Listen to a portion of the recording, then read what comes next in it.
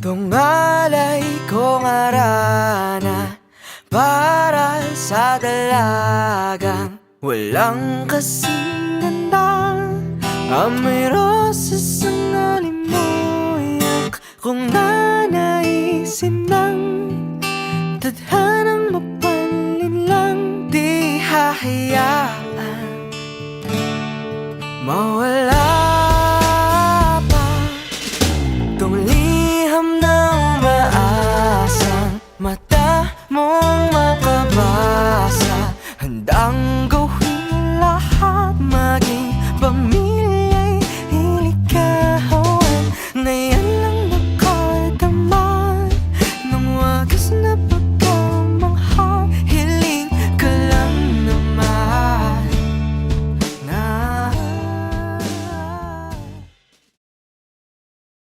tayo na sanang dalawa, siyang huli at hanggang isa. Papatunayan ang unang pag-ibig ay di mawawala.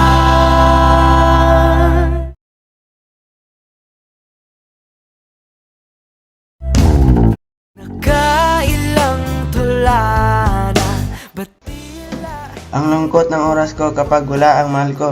Nakakalito ang pag-ibig. Masaya pero masakit.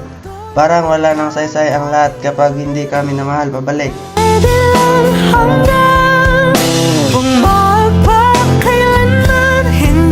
Hindi na ba Bakit kaya napakahirap ng lahat? Mayaman at maganda nga ako, pero bakit parang kulang? Maraming gustong manligaw, pero wala akong nakikitang gusto ko. Sana dumating ang tunay na nagmamahal sa akin. sana'y magkita pa? Kailan na maririnig ang tahaking mag-isa? Kahit wala ka na.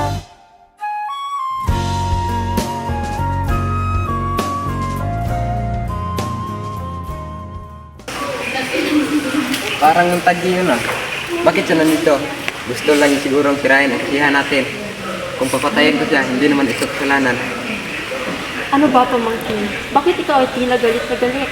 Iya, isa siyang kaaway. Siya ay isang montagyo. Pumunta lang siya rito upang isultuhin at guluhin ang kasiyahan. Siya ba yung batang si Romeo? Oo nga, siya nga yung si Romeo, tiya. Hayaan mo na lang, pamangkin ko. Bisita siya rito at mukhang mabait naman siyang tao. Pababain mo na lang ang iyong pasensya. Pero nakakainis, tiya. Sana'y magkita pa? Kung hinahawakan ko ang kamay mo na parang hindi dapat, patawarin mo ako. Para akong isang tao na nagdarasal at hawak mo ngayon ang kamay na isang dambana. Mabait ka, pero nagkakasala ka pa rin. Nakikita ko sa kamay mo na parang may mabuti kang hangarin. At kung nagdarasal ka nga, dapat makuha mo rin ang sagot sa iyong panalangin. Kung ganon, pwede bang ang halik ay maging sagot sa aking dasal? Di na ba baka walang kailanman? Kung ganyan, parang binabalik mo rin sa akin ang ginawa ko. Hindi ibabalik ulit. Parang tinuturuan mo ako kung paano humalik. Di na ba baka walang kailanman? Senyorita, gusto kang makausap ng iyong ina. Sino ba ang nanay niya? Aba, binata, ang nanay niya ang may-ari ng bahay na to. Siya ba ay kapilit? O kaysa mang kapalaran niya naman? Mong makabasa, handang gawin. O Romeo, bakit ka pa kailangang maging Montagyo? Kung hindi ka lang Montagyo, wala tayong problema. Handa akong isuko ang pangalan ko para sa iyo. Pero sino ka ba? Paano mo nahanap ang lugar na ito? Delikado to kapag nakita ka ng pamilya ko. Dahil sa pagmamahal ko sa iyo, nilundag ko ang mataas na pader. Wala akong kinakatakutan kahit kamatayan. Pero paano kung nakita ka ng pamilya ko? Siguradong papatayin ka nila. Basta makita lang kita, sapat na. Ang tingin mo sa akin ay mas mahalaga kaysa sa galit ng pamilya mo.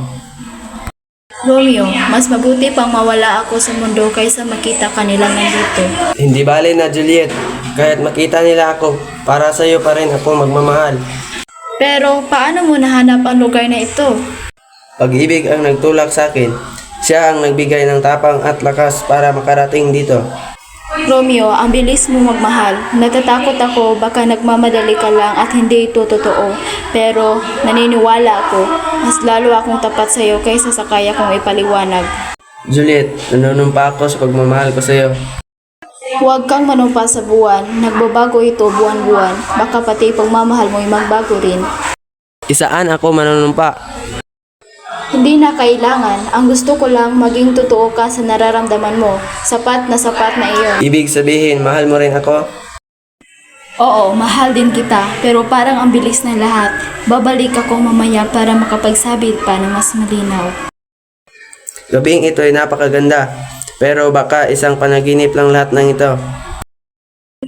3 salita lang bago ako pumasok. Kung mahal mo talaga ako, paniligan mo hanggang kasalan. Kung seryoso ka, bukas ulit ipadama mo. Kung hindi, mas mabuting kalimutan mo na lang ako. Juliet, handa akong ibigay lahat pati buhay ko para lang sa iyo. Kahit saan ka magpunta, susundan kita. Mahal kita, Romeo, kaya magpahinga ka na. Bukas, ipagpatuloy natin ang pangakong ito. Hanggang bukas, mahal ko. Pagpalain kayo ng langit sa inyong pagsasama. Huwag nawa kayong magkahiwalay. Salamat, Padre. Walang makakahadlang sa tuwa ko ngayon dahil makakasama ko na si Juliet. Kahit kamatayan ay hindi alintana, basta siya ay akin. Ang pag-ibig na masyadong mabilis ay madaling nauubos. Ang matamis kapag sobra ay nagiging mapait din. Kaya't mas mabuting balanse at may pagtitipid. Magandang umaga, Padre. Nandito ako para sa aming kasal. Si Romeo ay sabi ko na rin makasama ka. Ganoon din ako sa kanya. Puno na ba sa salamat ng puso ko? Juliet, ikaw ang aking kayamanan. Wala nang higit pa sa siyang dulot mo. Hindi kayamanan o yaman ang sukatan ng pag-ibig ko. Basta totoo at tapat tayo sa isa't isa, iyon ang pinakamasarap na biyaya. Sige, tapusin na natin ito. Hindi dapat kayo magtagal na nag-iisa. Si Tybalt ay napatay sa kamay ni Romeo. Si Romeo matapos ang laban ay nagsalita ng mahinahon, ngunit ang pangyayaring ito ay tiyak na magdudulot ng matinding gulo. Ganito ang nangyari. Hindi makapigil si Tybalt sa galit niya. Una, sinugod niya si Mercutio. Nagsuntukan sila at nagbunutan ng armas. Pinilit ko silang awatin, pero sa gitna ng gulo, nasaksak si Mercutio. Namatay siya. Dahil doon, hindi nakapigil si Romeo. Binalikan niya si Tybalt at sila ay naglaban hanggang sa mapatay din ni Romeo si Tybalt.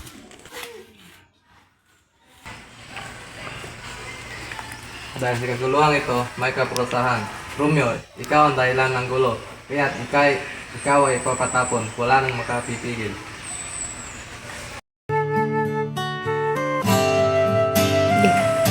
Huwebes na daw ang kasal ko kay Paris, pero hindi ko naman siya gusto. Tanging si Romeo lamang ang minamahal ko. Paano ko harapin ang lahat ng ito? Ayoko ng buhay pag hindi siya ang kasama ko. Mabuti pa pumunta ako kay Padre Lawrence para magtapat at humingi ng tulong. Magandang umaga sa iyo, Padre. May malaki po akong problema. Malapit na po yung kasal ko kay Paris, pero hindi ko naman siya mahal. Ano po bang magagawa ko? Juliet, alam ko ang pinagdadaanan mo. Pero hindi natin basta tanggihan ang kagustuhan ng iyong mga magulang. So Huwebes, nakatakda na ang kasal kay Paris. Padre, huwag niyo pong sabihin iyan. Kung hindi niyo po ako tutulungan, mas mabuti na lamang na ako'y mamatay kaysa ipapakasal sa lalaking hindi ko naman gusto. Kung may paraan kayo para matulungan ako, sabihin niyo agad. Kahit gaano kahirap, gagawin ko hindi lamang matuloy ang kasal na iyan. Kalma ka, anak. Umuwi ka muna at magpanggap na payag ka sa kasal. May plano ako sa iyo. Babalik ka rito bukas at ibibigay ko ang paraan upang makaiwas sa pagpapakasal kay Paris.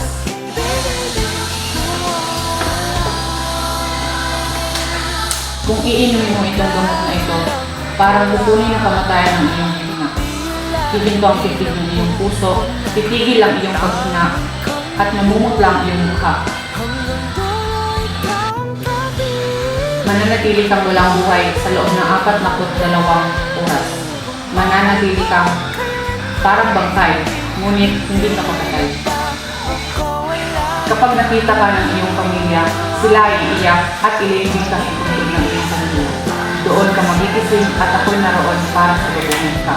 Pagkatapos, susundin ka ni Romeo at doon kayo ay muling magkakasama.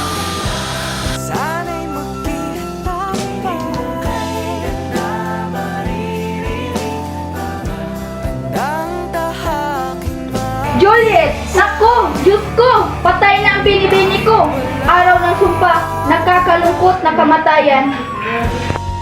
Sir, anong balita siguro na? Kumusta ang aking ama at ang aking Juliet? Siya ba'y mabuti? Sabihin mo na agad, kahit masama pa. Patawad, Ginoo. Wala nang mabuting balita. Nakita ko mismo nakahimlay na si Juliet. Parang tulog na walang gising. Nasa puntod ng pamilya niya. Ano? Kung ganun, wala na ang lahat ng liwanag sa buhay ko. Wala ka bang dalaman lang na sulat mula sa pare? Wala, Ginoo. Anong dapat kong gawin? Naalala ko na ang isang botikaryo sa may bayan. Hoy, ikaw na nagtitinda ng gamot. Ako po, Ginoo, isang mahirap na botikaryo, walang yaman. Nakikita ko nga. Ito ang 40 dukado. Ibigay mo sa akin ang pinakamapanganib na laso na mayroon ka. Isang lagok lang at tapos agad ang buhay. Ginoo, bawal iyan sa batas ng Verona. Kahit mahirap ako, takot akong labagin ang kautusan. Huwag kang matakot. Ang pilak na ito ay mas mabagsik kaysa lason. Mas marami ang pinapatay nito kaysa anumang gamot. Kunin mo at ibigay ang hinihingi ko. Kung ganon, wala akong magagawa. Ito ang lason. Mabagsik ito at tiyak na kamatayan ang dulot. Salamat. Ito ang bayad. Bibili ako ng lasong magawa ka sa aking hapis. At doon sa puntod ng aking iniibig, iinumin ko ito.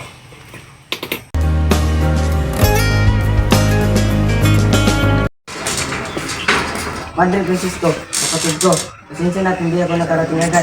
Ngayong umarang kasi sa daraanan at hindi ko pinadaan. Kaya't hindi ko naipadala agad ang sulat ni Romeo. Ano? Wala nakapagpadala ng sulat? Malas na kapalaran. Ang sulat na iyon ay mahalaga. hiling hanggang dulo ikaw ang kapiling. O mahal kong asawa, ang kamatayan na humihigop sa iyong ganda ay hindi na nakapag-alis. Dito na ako manatili, kasama mo hanggang sa uli. Ito na ang ating huling yakap. Aking mahal, mga kamay na minahal ko, mga labi na aking hinangad. Sa wakas, makasama na kita sa kamatayan. Ito na, inumin ko na ang lasong ito para makasama ka na ng walang hanggan.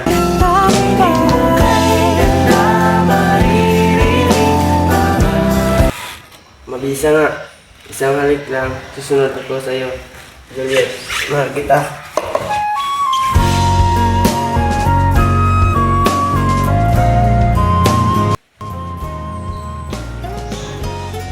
Romeo, mahal ko! Anong nangyari sa'yo? Ano ito? Lason? Nainom niya nang walang manang itinira para sa akin? Wala bang ibang paraan para sumunod ako sa kanya?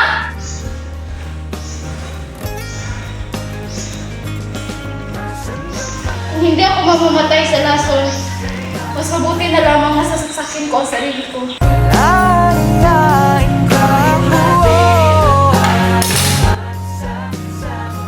Ito na ako, mahal ko. Hayaan sa huling pagkakataon, makasama kita.